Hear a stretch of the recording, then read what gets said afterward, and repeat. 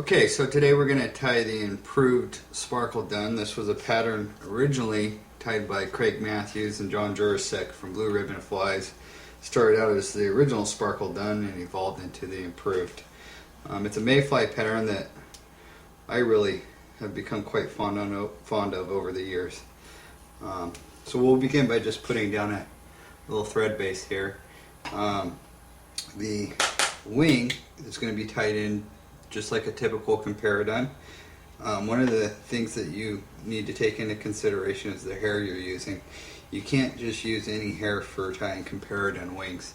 What you want is a hair that is hollow all the way from the bottom of the stem all the way to the tip, and what that'll allow it to do is when we compress it, it'll flare. And then not only that, when we consider the fact that most Comparaduns, don't have a hackle to add surface tension to the fly, the primary source for flotation is going to come from the tail and the wing. So that's another important reason why we want a real nice hollow hair.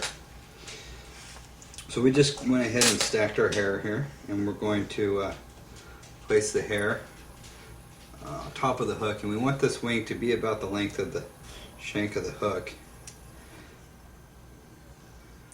What I'm going to do is I'm just going to make a soft loop.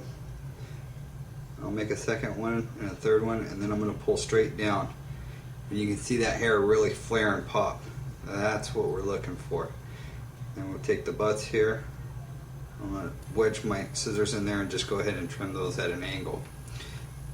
And then once those are trimmed up, we can go ahead and tie them down real well. Now, if we don't want our wing to pull out, there's a couple ways to attack this. What I like to do is I'll pull about a fifth of the hair up, or a third. I'm going to take a turn in between all those fibers, and then I'm going to pull backwards. And you can see how that starts to stand that hair straight up. Do that again. Again. And we'll just pick up the last of our strays. Then I'm going to build a thread dam right in front of this hair. Nice tight thread dam. You can see that wing's now going to stand, and it'll stay standing. What you don't want to do is use your dubbing that you're going to place in the thorax as your thread dam. And the reason that is because once that dubbing gets wet, it's going to want to compress. You're going to lose all your tension around the hair, and that's not going to suffice for holding that wing up. Okay, so our next material we're going to use is Zelon.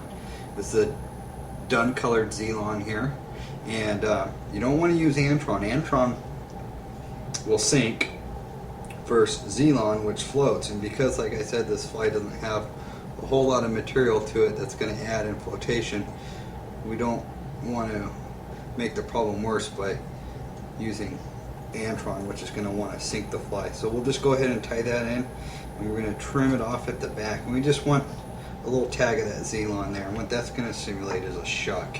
So this is a mayfly emerging from its shuck.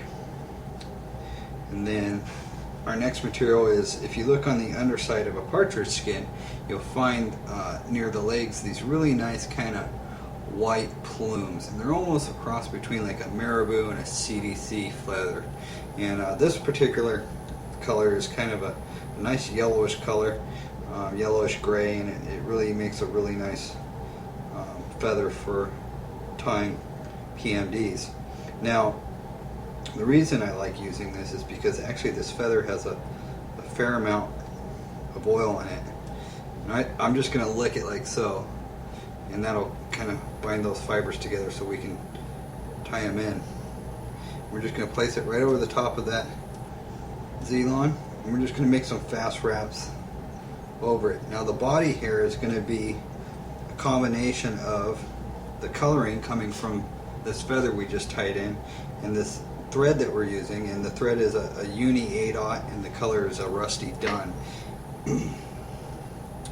And then the last step here is we're just going to go ahead and dub us a little thorax, and I'm using a super fine, this is a light Cahill color, and you can vary this depending upon which mayfly you're trying to imitate.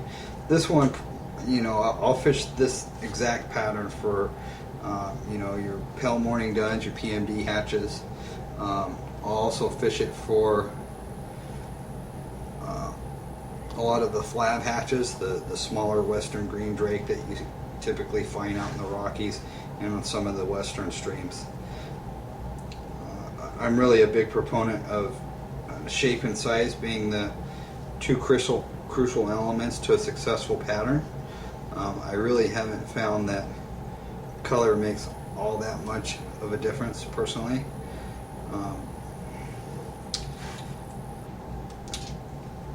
And then we'll go ahead and whip finish.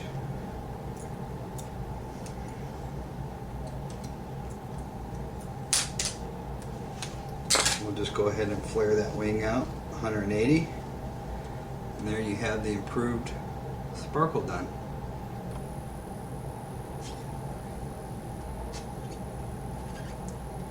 You see that wing's been splayed out 180 there. Just like so.